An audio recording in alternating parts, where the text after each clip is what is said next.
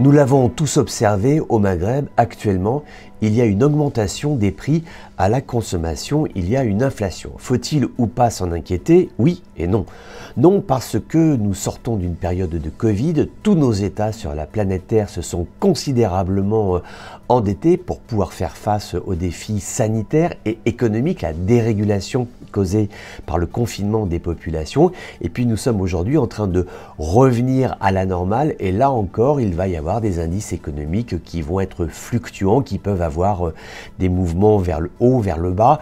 Ceci n'est pas très inquiétant, on va dire que cela s'inscrit dans le cadre du retour à la normale et sachant que nous sommes toujours, malgré tout, dans une inflation qui est maîtrisée. Maintenant, il y a matière tout de même à s'en inquiéter, notamment pour deux pays, par exemple l'Algérie et la Tunisie, où à ce phénomène d'inflation qui est mondial s'ajoutent des comportements locaux qui sont ceux de spéculateurs, notamment avec des opérations de police qui ont été menées en Tunisie où des gens qui stockaient des pommes de terre pour spéculer sur le prix des pommes de terre, ces gens-là ont été arrêtés. Alors pour eux, ils sont transmis ensuite à la justice, mais il y a encore beaucoup de gens qui, sur les fruits et légumes, sur la viande blanche ou encore la viande rouge, vont procéder à des opérations de rétention. Ils ont une matière, ils ne la vendent pas, ils attendent que les prix augmentent et sur la base de quoi ils vont spéculer, gagner plus d'argent en revendant une marchandise. On a le sentiment qu'on est en période de pénurie, mais en fait pas du tout. Simplement, ce sont le fait de spéculateurs.